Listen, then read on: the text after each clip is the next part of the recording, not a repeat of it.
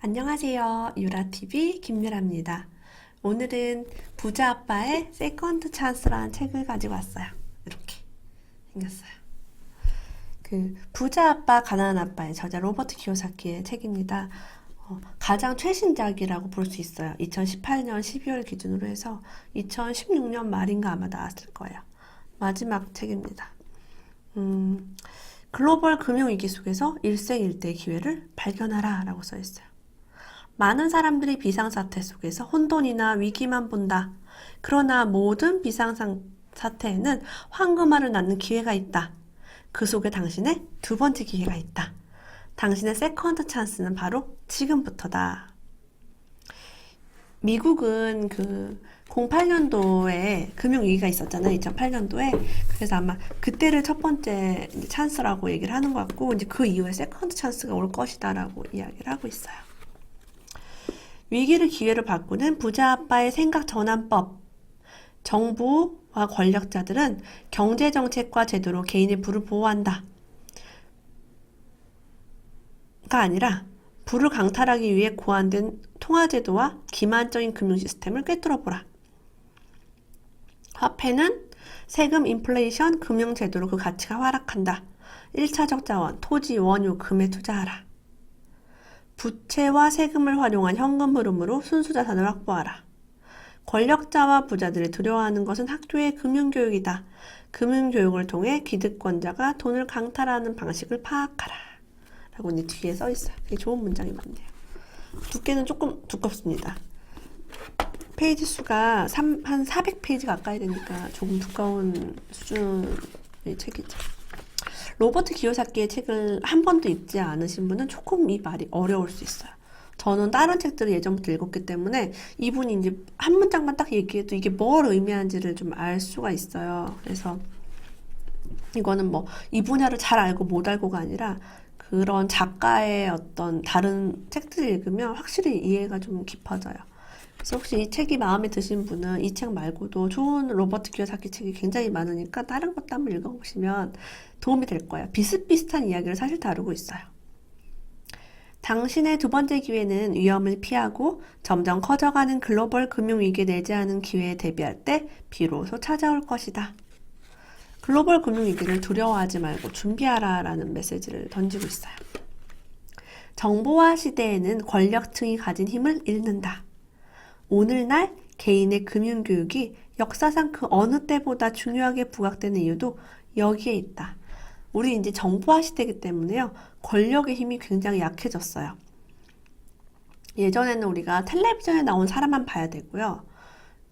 선거 운동할 때 학교 운동장에 모아놓고 했어요. 그래서 우리는 그들의 이야기를 들을 수밖에 없었고, 아는 사람도 그 사람들밖에 없었으니까 그 사람들이 계속 그런 권력과 힘을 유지한 거죠. 근데 지금은 SNS 시대가 됐고, 이렇게 유튜브와 인스타와 페이스북, 트위터, 블로그 이런 시대가 됐기 때문에 권력을 가진 사람들을 오히려 볼 기회가 별로 없어요. 노관심이라고나 할 수 있을까요?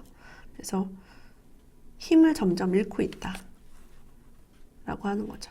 요즘 뭐 뉴스 말고도 이렇게 유튜브 뉴스 같은 것도 존재하잖아요. 물론 신빙성이 있을지는 모르겠지만 정말 다양한 채널들이 생기고 있어요. 많이 세상이 변화하고 있다고 느끼고 있습니다. 이 책이 2016년 말에 나왔는데요. 그 시점으로 현재 17조 달러에 육박하는 미국의 국가부채는 사상 최대치이다. 이는 어떤 사람들에게는 종말이 다가왔다는 걸 의미하고 어떤 사람에게는 일생일대의 기회를 의미한다. 미국의 대공황이 1929년부터 1954년까지 있었고요. 독일의 초인플레이션은 1918년부터 1924년까지 6년 정도 있었네요. 이 두 사건의 차이점은 무엇인가? 아주 간단하게 정의하면 미국은 돈을 찍어내지 않아서 대공황이 일어났고 독일은 돈을 찍어내서 초인플레이션이 시작되었다. 초인플레이션은 뭐냐면 물가가 어마어마하게 상승하는 거예요. 독일은 이 전쟁 후에 이 돈, 부채나 이런 걸 갚기 위해서 돈을 막 찍어냈어요.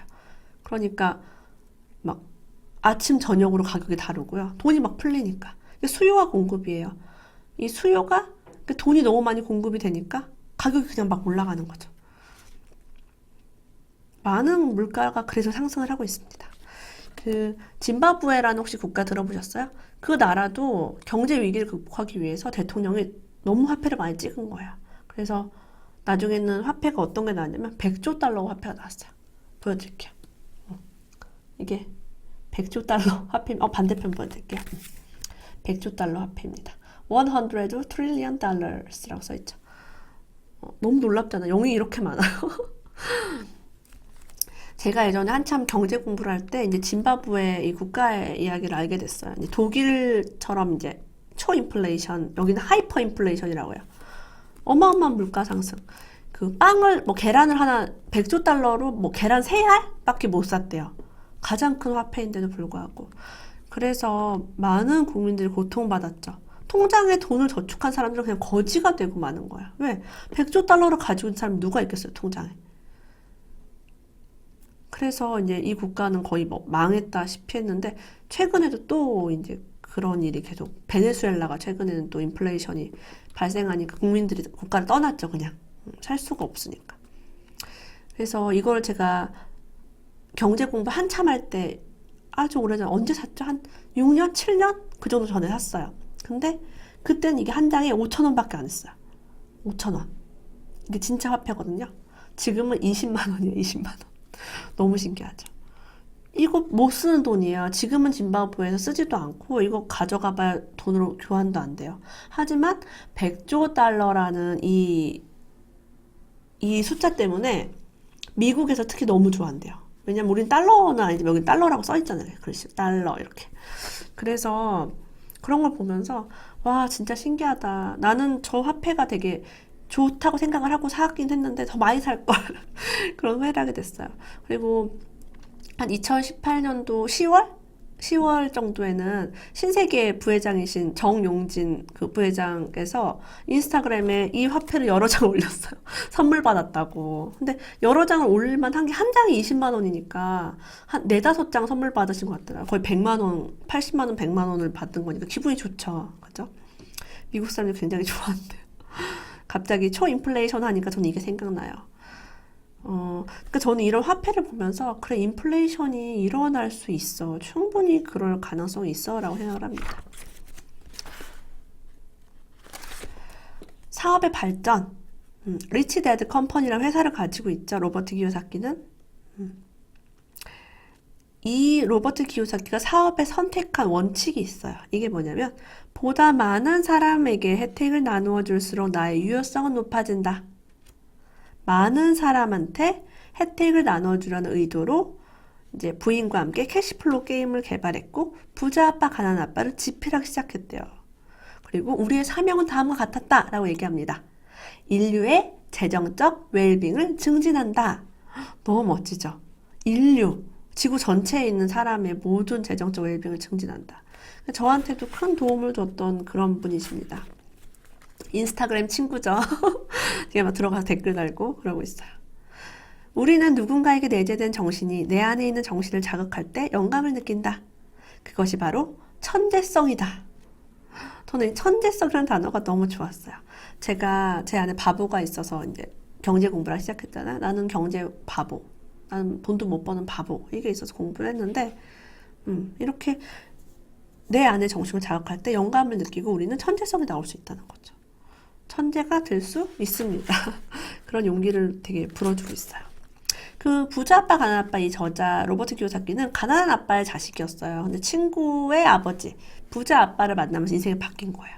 사실 우리 부모가 가난하거나 성공하지 않았어도 아무 상관이 없어요. 성공하는데. 그죠? 나는 문제 해결을 위해 기꺼이 노력할 것인가? 아니면 돈이라는 대가가 주어질 때만 기꺼이 노력할 것인가? 어떻게 하면 더 많은 돈을 벌 수 있을까? 보다는 어떻게 하면 보다 많은 사람에게 혜택을 나눠줄 수 있을까를 생각해야 한다. 우리가 정말 성공하고 싶고 부자가 되고 싶다면 어떻게 하면 보다 많은 사람들에게 혜택을 나눠줄 수 있을까를 고민해야 한다고 합니다. 이거는 관계우선의 법칙 빌 비숍도 늘 강조하는 이야기죠. 우리 교육에서 불평등이란 무엇인가? 라고 로버트 기요사키에게 질문을 했습니다. 불평등이란 금융교육이 없는 학교 교육이다. 사람들은 보다 나은 삶을 얻기 위해 학교를 다닌다. 그러나 학교에서는 돈에 대해 배울 수 있는 기회가 거의 없었다. 저 역시 불평등은 금융교육이 없는 학교 교육이라고 생각해요.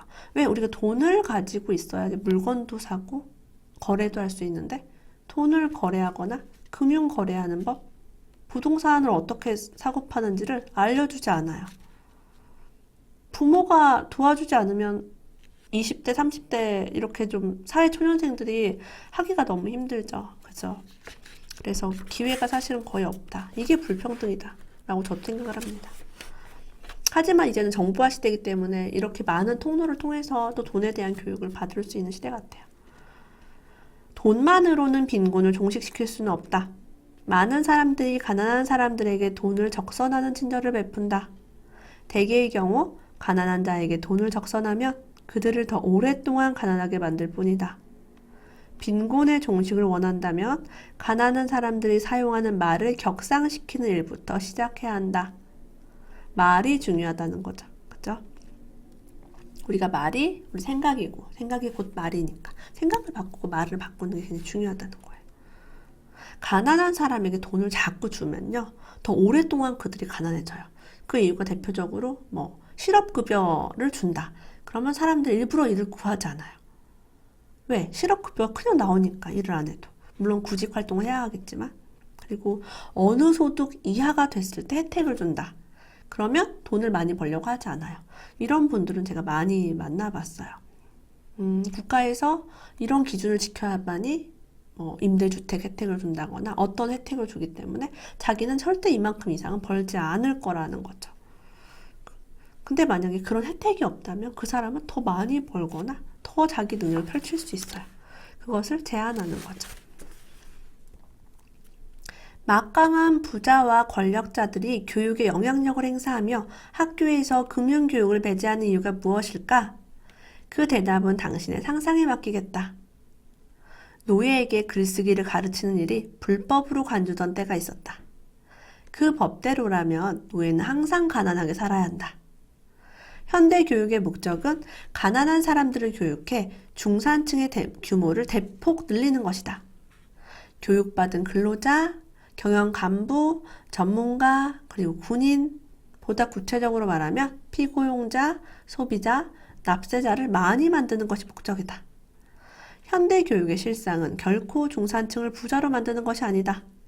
이것이 바로 학교에서 금융교육을 하지 않은 이유라는 것이 내 생각이다.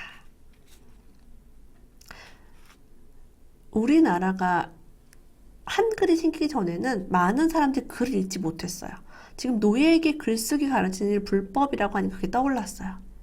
어떻게 보면 한자는 부자들만 읽는 글자였고 그래서 가난한 사람이 부자가 될 기회가 없었어요. 글을 읽지를 못하고 배우지를 못하니까. 세종대왕이 한글을 창제한 걸 생각했을 때 정말 저는 가슴이 뜨거워지고 너무 감사해요. 왜냐면 제가 한자를 잘 몰라요. 제 이름도 한자로 못 써요. 한자 너무 어려워요, 저는. 근데 한글은 너무 쉽고 너무 재밌어요. 그래서 저는 한글을 볼 때마다 큰 사랑을 느껴요. 와, 내가 정말 사랑받고 있구나. 내가 대한민국에 태어나서 한글을 읽고 있구나. 부자들만 읽는 한자가 아니라 누구나 읽을 수 있는 글자를 내가 읽는구나. 그러니까 제가 쓴 글도 누구나 볼 수 있는 거야. 만약 제가 한자를 쓸 줄 아는데 사람들이 문맹률이 너무 높아서 내 글을 잘 못 읽어요. 너무 좋지 않죠, 그런 거는. 그래서 가난한 사람도 공부를 해서 성공할 수 있는 사회, 이게 정말 좋은 사회죠. 그런 기회가 많이 주어졌으면 좋겠어요. 은행은 어떻게 돈을 만드는가? 그리고 나의 부를 빼앗아가는 것에 대해서 얘기를 합니다. 부분 지불 준비 제도는 당신이 저축한 돈의 가치를 평가절하시킨다. 부분 지불 준비 제도 하면 어려워요. 우리나라 말로 치면 지급 준비율이라고 합니다. 은행에서 이제 보유해야 되는 현금 액수가 정해져 있어요. 이게 지급 준비율인데 낮으면 낮을수록 적은 돈만 가지고 있으면 돼요. 그러니까 예금을 맡겼는데 현금으로 다 내줘야 될 돈을 가지고 있지 않아도 되는 게 우리나라 은행법입니다. 우리나라뿐이 아니라 다 마찬가지죠. 그래서 지급 준비율이 낮으면 낮을수록 현금을 줄 수가 없다는 거예요. 뱅크런이라고 하죠. 갑자기 은행으로 막 달려가서 현금을 달라고 할 때 돈을 주지를 못해요. 파산을 합니다. 갑자기 한날 한시 돈을 찾으러 올 때. 모든 은행은 파산을 하게 돼 있어요. 그래서 경제가 위기가 오면은 우리가 그 지난 금융위기 이후에도 은행들이 이제 많이 어려워진 거죠. 그리고 은행이 대출을 해줬는데 경기가 어려워져서 대출해준 것들을 상환하지 못할 때도 어려워질 수 있어요.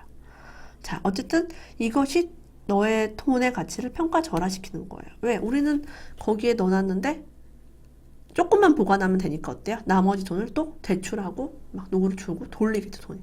그러니까 돈이 굉장히 유동성이 풍부해지는 거예요. 은행에 들어가면 그래요.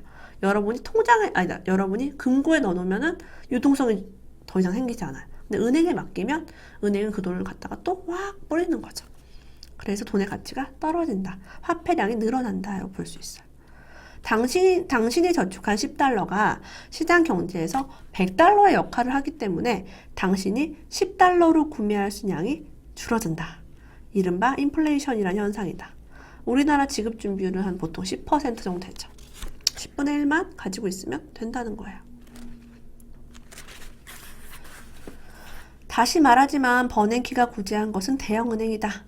벤 버냉키는 연준 회장이죠. 그 금융위기 이후에 굉장히 많은 돈을 찍어낸 장본인입니다. 헬리콥터 맨이라고 부르기도 했어요. 왜냐면 헬리콥터로 막 돈을 뿌린다고 그런 별명이 붙기도 했죠. 대형 은행을 구제했어요. 은행이 파산했잖아요. 그 서브프라임 모기지 때. 그 대형 은행 때문에 직장과 집, 부, 그리고 미래까지 빼앗긴 주택 소유주들을 구제한 건 아니었다. 맞아요. 항상 정부라든가 이런 기관들은요, 은행이나 기업 같은 게 망하려고 하면 막 도와줘요. 하지만 개인은 구제하지 않아요. 불공평하다라는 생각을 늘 합니다. 어쩔 수 없죠. 미국의 군사적 비상사태에 대해서도 다루고 있어요. 테러리스트들에게는 상대가 타격 대상으로 삼을 만한 공장이나 항구, 공항, 도시가 없다. 테러리스트가 승리하는 이유는 잃을 게 별로 없기 때문이다. 그들은 언제 어디서든 영원히 싸울 수 있다. 테러리즘과의 전쟁은 한 나라를 상대로 하는 것이 아니라 이데올로기를 상대하는 것이다. 그래서 잃을 게 별로 없는 사람이 되게 무서워요. 가진 게 많은 사람은 무서울 게 없죠. 잃을 게 없는 사람이 진짜 무섭습니다. 테러리스트가 그렇죠. 기본적인 욕구 단계, 매슬로우 욕구 단계설에서는 기본적인 욕구 단계 말하고 있어요. 맨 밑에가 생리적 욕구죠. 생존과 안전이 위협받을 때 도덕성을 팔아버리는 경우가 아주 많다. 이때 많은 사람들이 범죄와 마약 거래, 매춘, 절도, 거짓말, 속임수 등으로 눈을 돌린다. 생존과 안전의 위협을 받는다면 누구나 뭐든지 팔아서라도 뭐 돈을 벌어야겠죠. 내가 죽을 것 같고 내가 위험하고 그런 때가 오면. 그래서 이것들이 튼튼하게 생존과 안전 욕구가 채워지는 게 중요하다고 말하고 있어요. 이게 사실 돈이죠. 생존과 안전이 돈이 없어서 내가 굶어 죽게 생겼으면 어떤 일이든 하게 되면 이게 사회적인 혼란을 가져온다고 말하고 있습니다. 부자 아빠가 나에게 일한 대가를 지불하지 않았던 이유는 바로 이것이다. 예전에 어렸을 때 훈련을 시킬 때 돈을 주지 않은 걸로 제가 알고 있어요. 그리고 저도 되게 작은 돈을 줬어요. 부자 아빠가 나에게 일한 대가를 지불하지 않았던 이유는 부자 아빠는 말했다. 아이에게 일한 대가로 돈을 주는 것은 아이를 직원이 되도록 훈련하는 것과 다름이 없다. 부자 아빠는 나를 기업가가 되도록 훈련시켰다. 그러니까 돈을 대가를 주는 게 아니라 자기가 벌게 만드는 거죠. 영업을 거의 하는 거예요. 성과급식으로. 그러니까 위대함에 대한 퀴즈가 있어요. 위대한 사람을 교류하면서 위대한 일을 한번 해라 라는 이야기가 있어요. 당신이 다른 사람의 위대함을 알아준다면 그 사람은 물론 당신에게 내재된 위대함까지 향상된다. 한 명의 위대한 인물이 다른 10명의 위대함을 인지하고 그 10명이 각각 또 다른 10명의 위대함을 인지한다면 메슬로가 말한 자아 실현의 욕구 충족에서 비롯되는 위대함의 힘이 전 세계로 퍼져나가게 된다. 위대함이 세상에 퍼져나간다면 비상사태를 해결할 힘을 우리 스스로 가지게 될 것이다. 그러면 더 이상 리더들이 해결해 주기를 기다리지 않아도 된다. 다른 사람의 위대함을 알아주면 그 위대함이 세상에 퍼진대요. 그래서 우리는 누군가를 존경하고 자아 실현을 하려고 하고 그런 것도 되게 중요하죠. 서로의 위대함을 존중해주는 사회가 좋은 것 같아요. 막 무시하고 별로야. 제가 뭐가 훌륭해. 질투하고 시기하고 이러지 말고 화합을 하는 그런 비상사태라도 우리가 잘 해결할 수 있다. 라는 용기를 불어넣어주고 있습니다. 보이지 않는 것을 보는 법을 배워야 하는 이유는 무엇인가? 미래는 보이지 않는 것을 볼 수 있는 사람만 누릴 수 있다. 그들은 눈으로 볼 수 없는 것을 생각의 힘으로 볼 줄 안다. 진짜 고수는 보이지 않는 것을 보는 사람이죠. 만약 법인세율이 낮아진다면 기업의 해외 소득이 미국으로 돌아올 확률이 높고 그렇게 되면 미국 내 경제 사정이 좀 더 나아질 것이다. 법인세율이 낮아지면 미국에 이런 일이 생기겠구나 하고서 알게 되는 계기였어요. 지금 미국은 중국이랑 계속 무역전쟁 하면서 소득을 더 일으키고 미국 제품을 더 생산하고 미국 내에 자국 소비를 하려고 노력을 하고 있죠. 자국 우선주의를 지금 하고 있습니다. 2018년도 말에 현재요. 파생상품에 대한 얘기가 있어요. 2000년부터 2007년 사이 파생상품 시장은 100조 달러에서 700조 달러 규모로 성장했다. 그런 후에 폭발이 시작된 것이다. 오늘날 파생상품 시장의 규모는 어느 정도인가? 웰링턴 레터의 발행인 버트 도먼에 의하면 2014년 기준 파생상품 시장은 1200조 달러 규모로 커진 상태다. 상상할 수 없을 만큼 큰 돈이죠. 왜 이렇게 사상 최대 규모로 커지고 있을까요? 당연히 2007년 이후에 금융위기 이후에 달러를 많이 푸는 방법으로 경제를 부양시켰기 때문에 당연히 돈이 많이 돌겠죠. 파생상품. 제가 관심 없는 투자 중에 하나죠. 거품이 너무 많이 생기고 꺼지고 그걸 자꾸 반복할 수밖에 없는 게 파생상품인 것 같아요. 금융가에서 그냥 돈 벌기 위해서 만든 그런 느낌? 잘 모르지만 물가가 상승하면 은행은 대출금을 점점 더 늘리게 되고 어느 시점에 이르면 시장이 융자금, 즉 채무를 더 이상 감당할 수 없는 상태에 도달한다. 그러니까 우리가 빚을 낸 거를 더 이상 갚을 수 없는 거예요. 너무 힘든 상태가 되는 거죠. 다시 말해 핫머니는 어리석은 사람들이 더 이상 갚을 수 없을 정도로 계속해서 돈을 빌려가도록 만든 다음에 떠나간다. 그쵸. 진짜 대출을 가장 많이 위험하게 받는 사람들은 정말 평범하고 정말 그런 거 안 해봤던 사람들이 뛰어들 때가 마지막이에요. 그래서 2018년 12월 현재 대한민국에서는 그 대출 규제를 하고 있잖아요. 정말 잘하고 있는 거라고 생각을 해요. 안 그랬으면 대출을 너도 나도 막 더 받아서 정말 많은 거품이 생성되고 많은 피해자가 양산될 수 있어요. 미국이 앞으로 금리를 계속 올릴 예정이고 경기가 좋지 않기 때문에 대출을 많이 하지 않고 적당하게 정말 필요한 만큼 하는 게 중요하죠. 그래서 DSR이라든가 DTI라든가 LTV라든가 이런 것들을 규제하는 거 아주 정상적이고 잘하고 있는 것이라고 생각을 합니다. 말에 대한 부자 아빠의 생각. 부자 아빠는 말에 힘을 믿었기 때문에 나는 그것을 살 여유가 없다 라고 말하는 것을 용납하지 않았다. 그는 이렇게 말했다. 가난한 사람은 그것을 살 여유가 없다는 말을 부자보다 많이 한다. 그것이 그들이 가난한 이유다. 그래서 저는 이제 아이들이 뭐 사달라고 할 때 핑계를 대잖아요. 사주기 싫으니까. 장난감 사줄 돈이 없어 라고 얘기를 하는데 그렇게 말하잖아요. 그건 거짓말이에요. 왜 돈이 없어요? 돈은 있어요. 장난감 사줄 돈은 있지만 엄마는 이 장난감 말고 뭐 우리 가족을 위해 반찬을 사고 싶어 라고 얘기를 한다거나, 아빠 월급이 얼만데 이 중에 우리가 관리비 얼마, 대출이자 얼마, 너희 교육비 얼마, 뭐 얼마, 뭐 얼마 해서 이만큼을 쓰고 있어 라고 얘기하는 거예요. 그리고 뭐 이런 설명도 할 수 있겠죠. 아이가 1,000원짜리 스티커를 되게 좋아해요.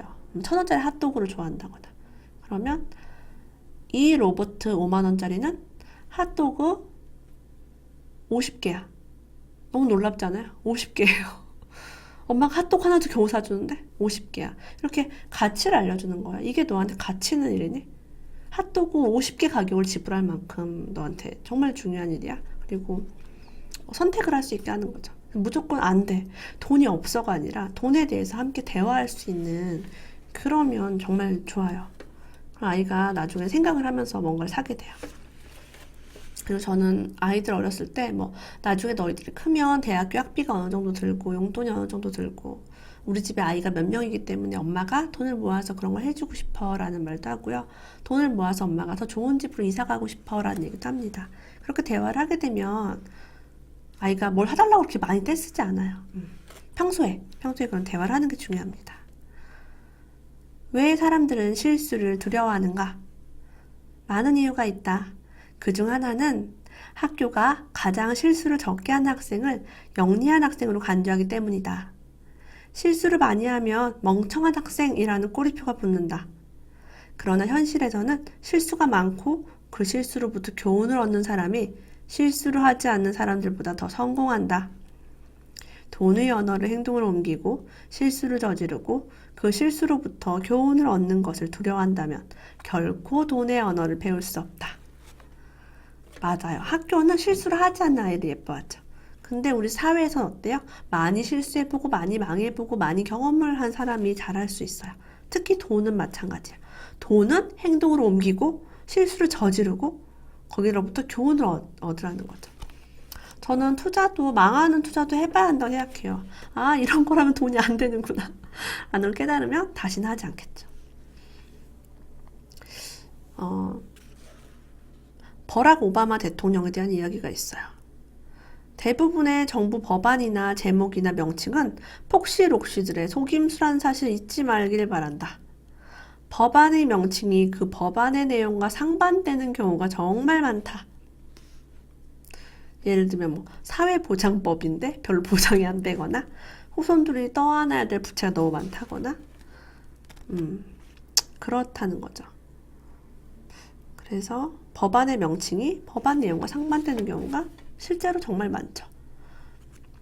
오바마 케어의 세법으로 이득을 본 사람들은 누구인가? 오바마 케어의 세금 인상으로 득을 본 집단은 채무를 이용해 현금 흐름을 창출하는 부동산을 취득한 투자자들이 유일하다. 자, 현금 흐름이 뭐냐면 월세가 나오는 부동산이라는 얘기예요. 채무를 이용해 빚을 내서 월세를 받는 사람들이 유일한 세금 혜택을 받다고 해요. 아마 그거를 이제 권장을 했나 보죠. 자본 이득을 위해 재산을 처분하는 부동산 투자자들은 오바마 케어로 인해 세금 인상에 직면할 가능성이 높다. 돈을, 이득을 보기 위해서 부동산을 팔거나 재산을 팔면 이제 세금을 인상하게 되는 거예요. 팔지 않고 사기만 하고 가지고 있으면 세금을 많이 안 나나 봐요. 세금 흐름이 비과세일 수도 있겠다라는 생각이 들어요. 이 세금 제도가 다 국가마다 다르니까요. 이번에 만약에 금융위기가 온다면 가난한 사람들의 서브프라임 모기지가 아니라 부자들의 대형 모기지가 될 것이다 라고 얘기합니다. 그런 일이 일어날 확률은 어느 정도라고 생각하는가? 정부가 계속해서 돈을 찍어내고 일하지 않는 사람들에게 수당을 지불하고 금융시장을 인위적으로 떠받친다면 문제는 점점 커져만 갈 것이다. 지폐는 100만 분의 1초당 한 장씩 만들 수 있다. 금과 은은 광산을 발견하고 개발하고 실제 생산에 이르기까지 수년에 걸친 시간과 수백만 달러의 자금을 투입해야 한다. 그 로버트 기요사키는 금, 은, 원유 이런 거 되게 좋아해요. 원자재를. 그래서 지난 책에도 이 책 말고 더 예전에 10년 후 돈의 배반이 시작된다. 그 책에도 은을 사라고 막 돼 있었어요. 근데 그 당시에 사실 원자재가 굉장히 유행이었기 때문에 은 투자를 뭐 2011 1년, 2년 이때 하신 분들이 많은데 그 이후에 많이 떨어졌어요. 정말 은이 거품이 생겼고 많이 빠졌어요. 그리고 중요한 거는 우리가 금과 은은 꼭 가지고 있어야 할 자산 아니에요. 아무리 사용도가 많다고 해도. 그리고 금 가격 자체가요, 실물 거래 가격이 아니에요. 예를 들면 뭐냐면 키코 지수라고 해서 지수 연동형이에요. 막 그래프가 왔다 갔다 해요, 주식처럼. 그래서 실제 금의 어떤 그런 생산량과 수요와 공급에 따른 금액이 아니라 그 키코 지수에 따라서 너무 등락이 결정하기 때문에 그러니까 그 금으로 키코로 돈이 들어가면 오르고 빠져나가면 떨어지고 이런 식으로 돼서 개발하고 생산하기까지 금이 힘든 건 알겠는데 실제 지수가 그렇게 딱 맞게 연동이 되지 않아요. 저는 사실 신뢰를 하지 않기 시작했어요. 금 투자도 제가 해봤기 때문에. 부동산 시장의 가격도 자원과 마찬가지로 오르내리기를 반복한다. 가격이 내리면 나는 더 많이 매입한다. 이게 진짜 투자자죠. 내가 샀던 게 만약에 더 내리면 더 매입해야죠. 왜? 내가 샀던 거 이상의 가치가 있다고 보고 산 거니까. 이런 투자를 해야지 맞다고 생각해요. 정말 그게 좋으면 더 싸지면 당연히 사야죠. 캐리 트레이드가 뭐냐면 금리가 낮은 나라에는 돈을 빌려서 높은 나라에 투자를 하는 거예요. 그래서 엔화를 빌려서 미국 채권을 구매하면 다음과 같은 일이 야기된다라고 합니다. 첫 번째, 채권을 구매하기 위해서는 달러를 먼저 사야 하기 때문에 달러화가 강세를 띈다. 채권 가격이 오른다. 세 번째, 이율이 내려간다. 네 번째, 달러화의 강세로 미국의 수출품 가격이 비싸지면서 상대적으로 싼 일본 제품 더 많이 사게 된다. 다섯 번째, 미국의 실업자가 늘어난다. 여섯 번째, 금과 은의 가격이 내려간다. 그래서 엔화를 빌려서 미국 채권을 구매하면 미국이 이제 어려워지겠죠. 미국이 지금 금리를 올리면서 계속 중국을 압박하는 이유가 여기 있는 것 같아요. 달러화 강세가 이제 되는 게 싫은 거죠. 그리고 미국 수출품이 비싸지니까 이제 중국이 싸니까 자꾸 모든 전 세계가 중국 것만 구입하잖아요. 그러니까 중국한테 계속 위안화 절상하라고 하면서 그 중국 제품 가격을 사회적으로 올라가게 하려고 되게 노력을 많이 하고 있죠. 이렇게 되면은 엔화를 빌려서 미국 채권을 구매하는 이런 행동을 하게 되면 중산층과 빈곤층 생활이 더욱 힘들어진대요. 그리고 여기다가 일본이 이율이 갑자기 확 올리기라도 하면 전 세계가 혼란에 빠질 수 있어요. 이게 2007년도에 그런 일이 일어났대요. 그 일본의 엔화를 빌릴 수 있는 이유는 일본이 제로 금리예요. 금리가 마이너스 금리, 사실은 마이너스니까 일본 사람들은 일본에 돈을 저축을 하지 않아요. 다 금고에 넣어놔요. 왜? 돈을 뺏어가니까. 보관료를 내야 되는 국가가 일본입니다. 그렇죠. 자, 재정적 안정성에 대해서 이야기를 또 하고 있어요. 내 부동산은 주식시장 붕괴에 크게 영향을 받지 않는 일자리 근처에 위치한다. 나의 아파트 단지 대부분은 휴스턴과 오클라호마 시티 같은 주요 석유 산업 도시에 있거나 병원이나 대학, 대형 보험회사 인근에 위치하고 있다. 기름값은 오르내리겠지만 세입자에게서 나오는 현금 흐름은 꾸준히 생성될 수밖에 없다. 현금 흐름은 월세를 의미합니다. 디트로이트 부동산은 자동차 산업과 함께 무너져 내렸다. 오늘날 디트로이트 이곳저곳에서는 빈집들을 철거하는 광경을 목도할 수 있다. 이래도 집이 자산이라는 잘못된 가정을 고수하고픈 마음이 생기는가? 여기서 얻을 수 있는 진정한 교훈은 부동산은 주변에 일자리가 있을 때만 진정한 가치를 갖는다는 사실이다. 일자리가 있을 때만 가치가 있어요. 아무 의미가 없어요. 세입자가 월세를 내지 못하는 부동산은 없는 게 나아요. 팔리지도 않겠죠. 그런 부동산은. 자, 디트로이트 부동산은 자동차 산업이랑 같이 무너져 내렸어요. 우리나라도 지금 조선업이랑 같이 무너져 내린 지역이 굉장히 많습니다. 이것처럼 앞으로는 부동산을 보려고 해도 이런 산업의 변동을 함께 지켜봐야 하는 시대가 됐어요. 너무나 빨라요. 이제 이런 변화가. 이분이 투자를 하기 위해서 이제 공부를 했던 90일 동안 학습을 했었대요. 투자 공부. 우리가 평가한 100개의 부동산 가운데 잠재력을 가진 것으로 확인된 것은 고작 5개였다. 강사가 말했던 바와 같이 100개의 부동산 가운데 제대로 된 물건 하나만 찾아도 운이 좋은 일이었다. 그는 말했다. 3일간의 세미나 후 90일간의 실습을 하는 목적은 99개의 부적절한 투자 대상과 1개의 제대로 된 물건을 구분하는 법을 가르치기 위해서였습니다. 그리고 공부하면서 엄청나게 많은 부동산을 본 거예요. 100개 정도를 봤고 그중에 가장 좋은 1개를 선택을 하는 거죠. 그러면 가장 좋은 것과 좋지 않은 것을 이제 구분하는 법을 알게 되는 거예요. 그래서 많은 분들이 투자를 잘하고 싶대요. 많이 봐야 돼요. 많이 보고 이게 왜 좋고 이게 왜 나쁜지를 명확하게 볼 수 있어야죠. 많이 보고 또 시간이 흐르고 시간이 흐르면 뭐가 변해요? 가격이 변하죠. 가격이 변하면서 예전에 이 가격이었던 게 이렇게 올랐구나. 예전에 이 가격이었던 게 이렇게 내렸네? 라는 것을 계속 검토를 하면은 흐름을 볼 수 있게 되죠. 금융위기가 주로 영성의 위기라고 믿는데요. 너무 많은 탐욕과 범죄, 부패가 세상에 만연해서 생긴 일이다. 인생에서 2번째 기회를 찾고 있다면 사람을 사람답게 만드는 4가지 지능을 강화하는 게 무엇보다 중요하다. 신체지능, 정신지능, 감성지능, 영성지능 이렇게 4가지예요. 근데 여기에서 영성지능이 맨 마지막에 있어요. 영성지능은 심장에서 발견된대요. 시인과 예술가, 종교 지도자 등이 이런 게 뛰어나대요. 그렇다면 영성지능은 왜 마지막에 있는가? 라고 질문을 했어요. 모든 지능 가운데서 가장 강력하기 때문이다.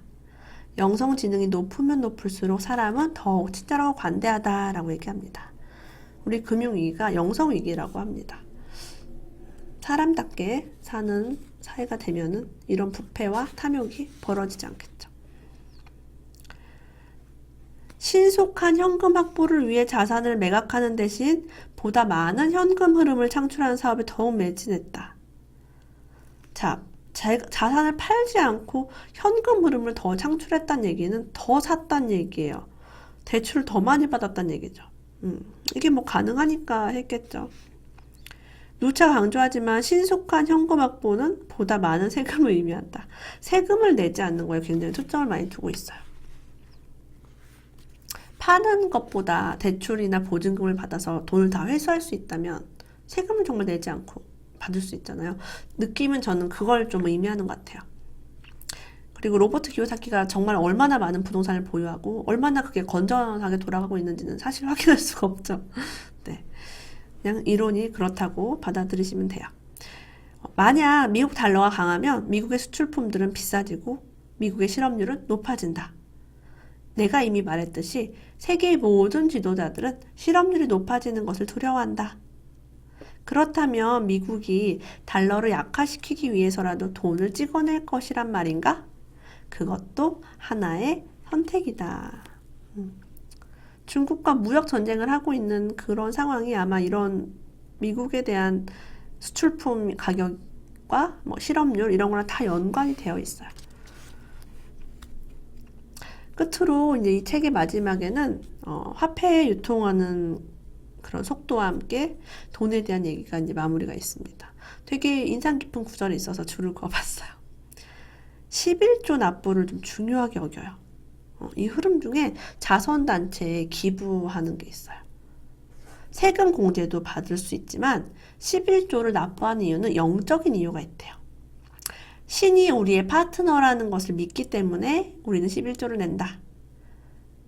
내가 돈이 생기면 돈을 내겠소 라고 말하는 사람을 볼 때면 나는 웃고 난다. 내 관점으로 보면 그들에게 돈이 없는 이유는 그들이 돈을 주지 않았기 때문이다. 라고 합니다. 이렇게 제가 좋아하는 로버트 키요사키의 책 부자 아빠의 세컨드 찬스 위기야말로 2번째 기회다 라는 이 책을 한번 읽어보았어요. 다소 좀 어려울 수 있고 제가 너무 요약을 했기 때문에 이해가 잘 가지 않을 수도 있는데 부자 아빠의 많은 책들을 한번 시리즈로 읽어보시면 이 이야기가 반복되는 것이 많기 때문에 아마 이해하기가 좀 쉬우실 거예요. 오늘은 제가 정말 좋아하는 로버트 키요사키의 책과 함께 해봤습니다. 다음에 더 좋은 책과 함께 오도록 하겠습니다. 오늘도 끝까지 함께 해주셔서 감사합니다.